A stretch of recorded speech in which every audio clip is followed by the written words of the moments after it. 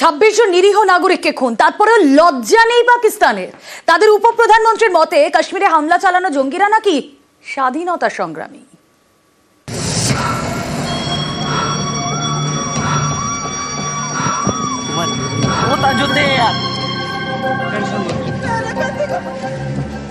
কাশ্মীরের বৈশরণ উপত্যকা, একে মৃত্যু উপত্যকা বানিয়ে ছেড়েছে জঙ্গিরা। গত মঙ্গলবার তারা 26 জনকে গুলি করে খুন করে। বেছে বেছে পর্যটকদের নিশানা করেছে জঙ্গিরা। বাচ্চার সামনে গুলি করে মেরেছে তার বাবাকে। সেই জঙ্গিরা নাকি স্বাধীনতা সংগ্রামী।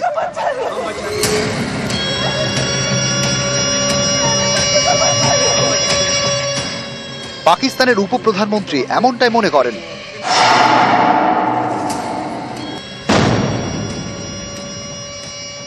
ये तो फ्रीडम फाइटर्स भी हो सकते हैं, वी डोंट नो कि कौन है। পহেলগাঁওয়ের জঙ্গি হানার দায় স্বীকার করেছে লস্করি তৈবার সংগঠন দ্য রেজিস্ট্যান্স ফ্রন্টের জঙ্গিরা। ইসলামাবাদের মদতেই এই লস্করের বাড়বাড়ন্ত। পাকিস্তানের মাটিতে যে সন্ত্রাসবাদের কারখানা চলে তার তথ্য প্রমাণও রয়েছে ভারতের হাতে। তারপরেও পাকিস্তানের লজ্জা নেই। মুখ বাঁচাতে এখনো বলে যাচ্ছে এই নাশকতার সঙ্গে নাকি পাকিস্তানের যোগ নেই, আর যারা নাশকতা চালালো তারা নাকি স্বাধীনতা সংগ্রামী।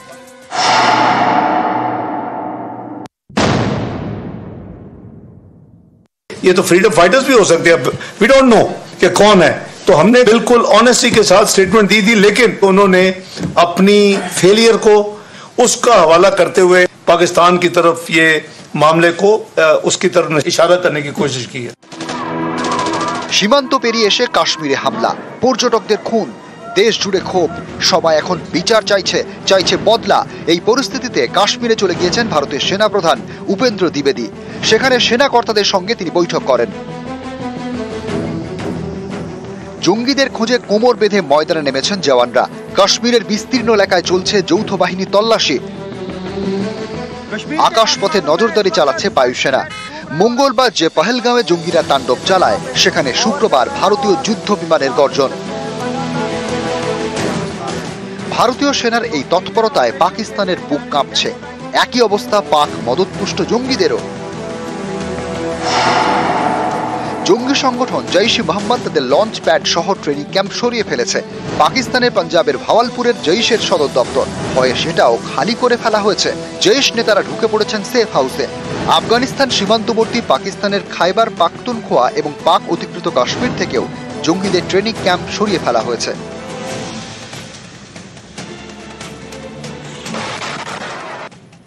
ভারত অহিংসায় বিশ্বাসী, নিজে থেকে কখনো কারোর উপর হামলা চালায় না, কিন্তু কেউ হামলা করলে তাকে যোগ্য জবাব দিতেও ছাড়ে না।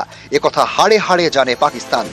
2019 সালে 14 ফেব্রুয়ারি পুলওয়ামায় সিআরপিএফ কনভয় উড়িয়ে দেয় জঙ্গিরা। প্রাণ যায় 46 জন জওয়ানের। এর বদলা নিতে 26 ফেব্রুয়ারি বালাকোটে এয়ার স্ট্রাইক করে ভারতীয় সেনা। 2016 সালের 18 সেপ্টেম্বর উরির সেনা ছাউনিতে হামলা চালায় জঙ্গিরা। 19 জওয়ানের প্রাণ যায়। এর বদলা নিতে সে বছরেরই 29 সেপ্টেম্বর সার্জিক্যাল স্ট্রাইক। জঙ্গিদের ঘরে ঢুকে তাদের খতম করা হয়।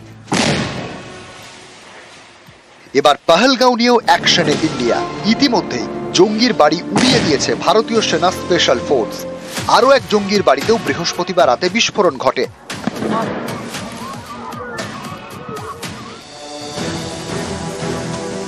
এসব দেখে পাকিস্তান চাপে। তাই কখনো বলছে কাশ্মীরে নাশকতার সঙ্গে তাদের নাম জড়ানো ঠিক হচ্ছে না, কখনো আবার বলছে পহেলগাঁওয়ে যে জঙ্গিরা একের পর এক খুন করলো তারা নাকি স্বাধীনতা সংগ্রামী। নিউজ 18 বাংলা। এবার একটা পোস্টার দেখাবো, যে পোস্টার ঘিরে বিতর্ক ছড়িয়েছে। এই পোস্টার কৃষি বিশ্ববিদ্যালয়, কল্যাণীর কৃষি বিশ্ববিদ্যালয়, এই পোস্টার ঘিরে বিতর্ক। কিন্তু কেন? বিসিকেভির নোটিশ বোর্ডের সাঁটা পোস্টার, কাশ্মীর হামলার পরে এই পোস্টার ঘিরে বিতর্ক। পোস্টার বিতর্কে তদন্ত কমিটি গঠন কর্তৃপক্ষে। যে পোস্টারের ল্যাঙ্গুয়েজ বা ভাষা, এটা অত্যন্ত নিন্দনীয় ঘটনা ভাষা, এবং এটা এই জাতীয় জিনিস আমাদের শিক্ষা প্রতিষ্ঠানে কোনোদিন দেখা যায়নি, এবং আমাদের সুস্থ পরিবেশ এই বিষয়ে ছিল, আছে, এবং আগামী দিনে আমরা বিশ্বাস করি যে আমাদের সামগ্রিক সবাইকার উদ্যোগে এই জাতীয় ঘটনা আগামী দিনে আর যাতে বিশ্ববিদ্যালয়ের অভ্যন্তরে না ঘটে আমাদেরকেও সেদিকে খেয়াল রাখতে হবে। প্রশাসনও তার নজরে আছে, আশা করব তারা সঠিক ব্যবস্থা এই বিষয়ে নেবেন।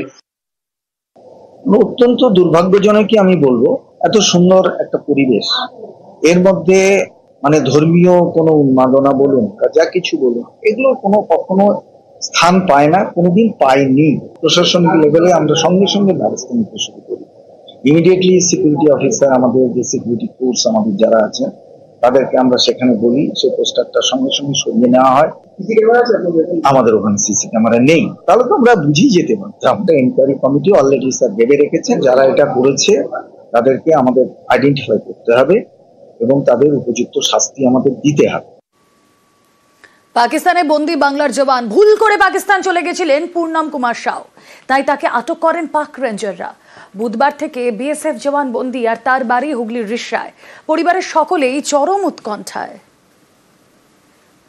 আমার দেশে প্রধানমন্ত্রী নরেন্দ্র মোদীকে আছে কি আমাদের হেল্প করুন, হেল্প করে আমার ভাইকে তাড়াতাড়ি বাড়িতে ফিরিয়ে নিয়ে আসুন।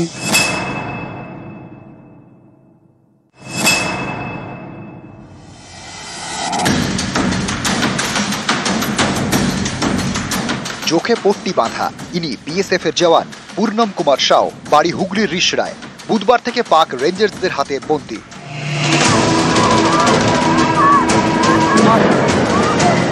মঙ্গলবার কাশ্মীরের পেহেলগাঁওয়ে হামলা হয়, হত্যালীলা চালায় জঙ্গিরা। এর পরের দিন অর্থাৎ বুধবার পাঞ্জাবের ফিরোজপুরে ভারত পাকিস্তান সীমান্তে রুটিন টহলে বেরোন পূর্ণম কুমার সাউ। ভুল করে পাকিস্তানে ঢুকে পড়েন, তখন তাকে আটক করে পাক রেঞ্জার্সরা। বুধবার থেকে পাকিস্তানে আটক বাংলার জওয়ান। হুগলির রিষড়ায় চরম উৎকণ্ঠায় তাঁর পরিবার। 72 ঘন্টা কেটে গেল, তারপরে কিছু খবর পাচ্ছি না। এখন পর্যন্ত ছেলে রিলিজ হয়েছে কি হয়ে নাই আমি কিছু জানতে পারছি না। এক্সচেঞ্জ অফিসে ফোন করেছিলাম, সিওর সঙ্গে কথা বলতে চাইছি। সিও বলছে কি সিও মিটিংয়ে আছে। আমি বারবার বলছি তাড়াতাড়ি আমার ছেলেকে রিলিজ করা হোক।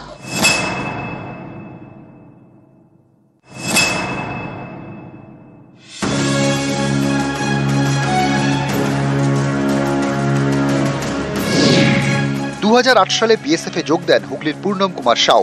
বিএসএফ এর 24 নম্বর ব্যাটালিয়নে কর্মরত, এখন পোস্টিং পাঞ্জাবের পাঠানকোটে।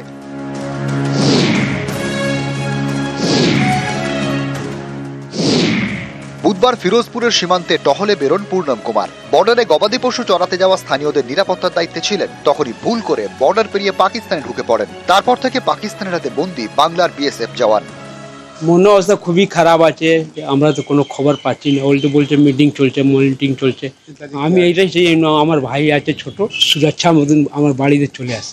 দেশে প্রধানমন্ত্রী নরেন্দ্র মোদীকে আছে কি আমাদের হেল্প করুন, হেল্প করে আমার ভাইকে তাড়াতাড়ি বাড়িতে ফিরিয়ে নিয়ে আসুন।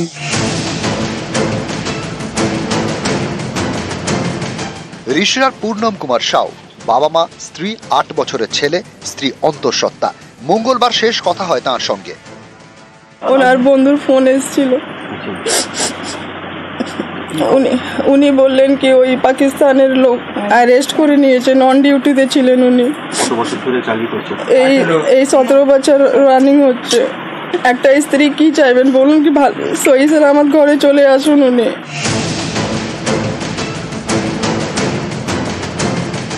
বিএসএফ জওয়ানকে দেশে ফেরাতে দুদেশের মধ্যে আলোচনা চলছে। কবে তিনি মুক্তি পান তা নিয়ে এখন উৎকণ্ঠা। তাড়াতাড়ি ওনাকে ছেড়ে দেওয়া হোক। হুগলি থেকে রানা কর্মকার, নিউজ 18 বাংলা।